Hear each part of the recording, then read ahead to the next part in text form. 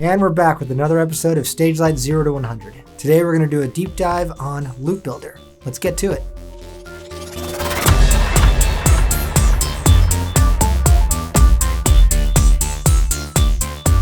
Hey everyone, Matthew Presley here with another episode. Today we're doing a LoopBuilder. We're going to cover everything from setting things up, recording audio and MIDI, to recording stuff straight to your timeline view, and more.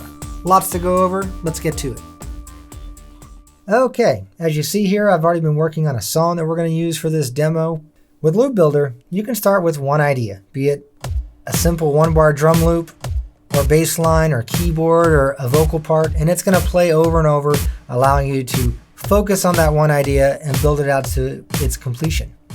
It also allows you to build out your song in multiple parts. Very cool stuff. Now, while I have a demo, let me kind of go over how I have this set up. There's some other items in our grid menu that you may want to pay attention to. One is launch beat. Launch beat controls when you press play to the time that the loop is going to start. It defaults to 1 bar, and here's how it works. Let's say I just start with a drum beat, and I want to press play on this bass line I have below. If I press play anytime before major bar, it's going to wait before the next bar, so it comes in and it's seamless. If that's not fast enough for you, you can start it on the next beat. If that's too fast for you, you can raise the start time to up to 4 bars. Play with it, see what you like, and once you set it, it's going to remember it for your next song. The next thing you may want to consider starting off with is new pattern size. By default, we start to 1 bar, so any new pattern you add on our drum machine or in our instrument tracks will default to 1 bar. If you like to work with larger settings, you can set that up to 2 bars, 4 bars, or 8 bars. With that, let's get into recording some MIDI patterns. With recording MIDI in LoopBuilder, there's 2 ways to do it. You can record indefinitely in an empty pattern, or you can record in overdub mode in a fixed size pattern. To create a fixed size pattern, just press the plus button on any empty loop cell and boom, you're going to get a fixed size pattern based on what you have set here, which in my case is 2 bars. To begin recording, there's 2 ways you can do it. I can hit the record button in the loop cell, or let me get some sound going here. If I'm in my instrument, I can also hit record here, and it knows what track I'm on. It's going to start recording something. Let me lay something down real quick. I'm going to press the record button, and then with my launch settings being on 1 bar, recording is going to start immediately on that next bar. So it's recording right now. I'm just going to play what I feel like it.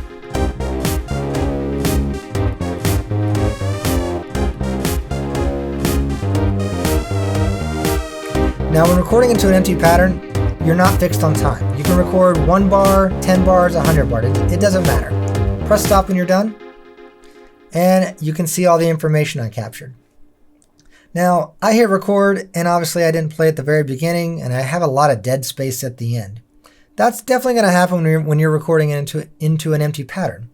But if you double tap on the pattern, you go into our MIDI editor, and you can tighten that up. Just touch the left side and adjust it to the start of where you started playing. You can adjust the right side to the end, and now I have a 4-bar pattern that matches that part.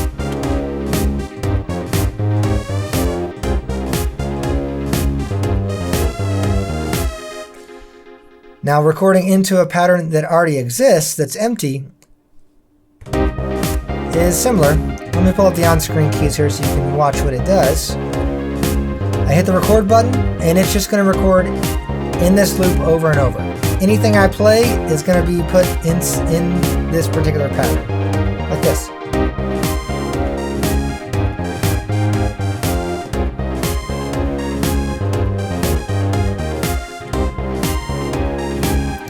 Like so. Same thing before. If you decide, man, I really only like 1 bar of that, you can go in and, of course, delete notes you didn't mean to play. You can shrink this out like so. And that's essentially that. Let's move on to recording audio into LoopBuilder. You can select a loop cell, hit the record button, and it's going to record into an empty pattern. What that means is, like on MIDI tracks, it's going to just record indefinitely. So you can record 1 bar, 5 bars, 100 bars, doesn't matter. It'll record and you can edit and crop down what you want later. I'm going to record some shaker on this particular chorus section. But before I do that, I want to show you one feature. Not all devices have perfect input to output latency. Stagelight has a compensation tool built in, and I highly recommend running that before you start recording. To do that, touch and hold the record button. When the menu pops up, hit the calibrate recording button. From there, you're going to hit run calibration and just wait for a few beeps to play.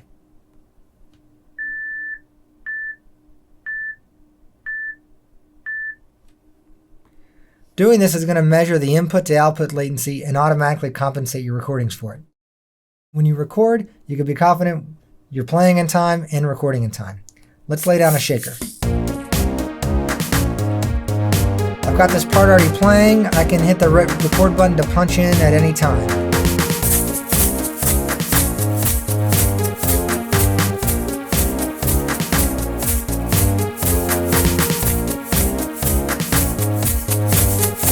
I can hit the record button again to start looping or press stop. And there it goes. Now, like recording into an empty MIDI pattern, you can double tap and you can also crop in what you want. So maybe I only want, these 2 bars of it. There you go.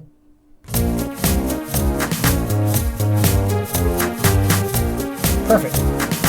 That is how you record audio in LoopBuilder. I've already showed you how you can play loops individually. You can also play columns, like so.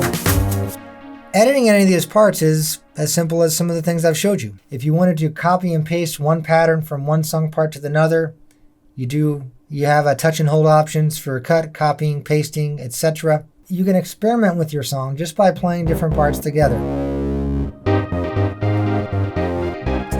Now, how to get them to play together in one song? I've got all these things lined up left to right already. If I want them to play all together, I'm going to press the song follow button at the top. I can start anywhere on any of these song parts and press play. It'll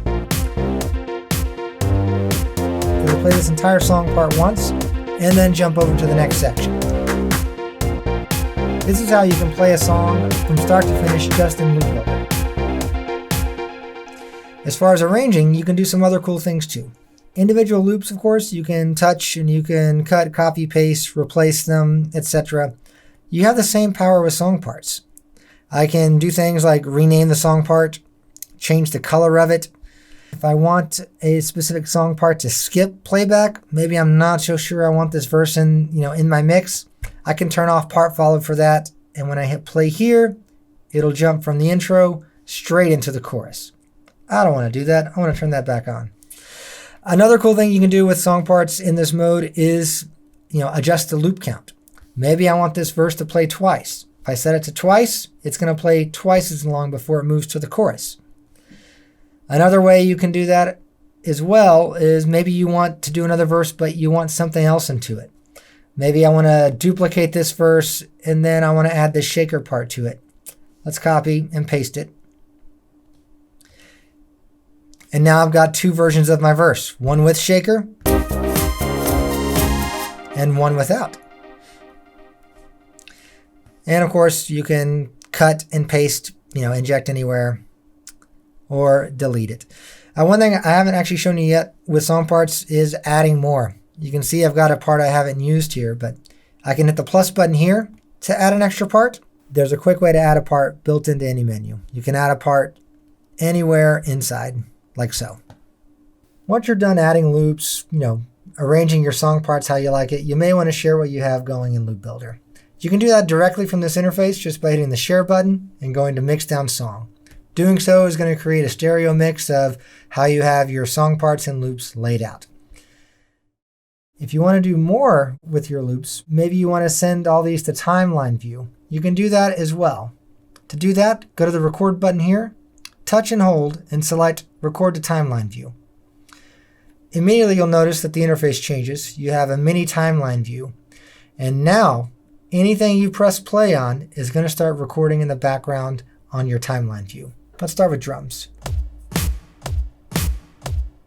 Let's drop in a bass. You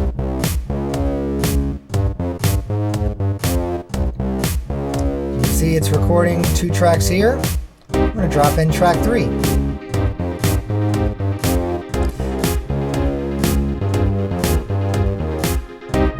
Maybe add this part.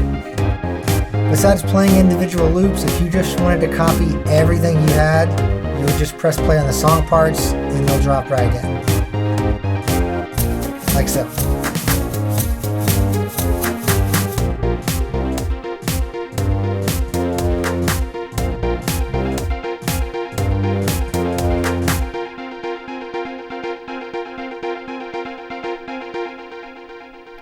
And done. As soon as you're done playing, you'll notice it stops recording. You can see everything you're doing in timeline view by hitting the timeline button, like so. And you can play it back from here. But new in 404 is, if you go back to record a timeline view, you can actually play stuff in your timeline here as well. And this is great because while I recorded a small little mix here, maybe I want to try another one. I can put my playback cursor here and do another pass, starting with the chorus. Then going to the verse, perhaps. You got the idea. Besides recording the timeline view, maybe you're one of those types that likes to play with a lot of live effects, maybe tape stop or glitch effects, and you just want to record a stereo mix of that.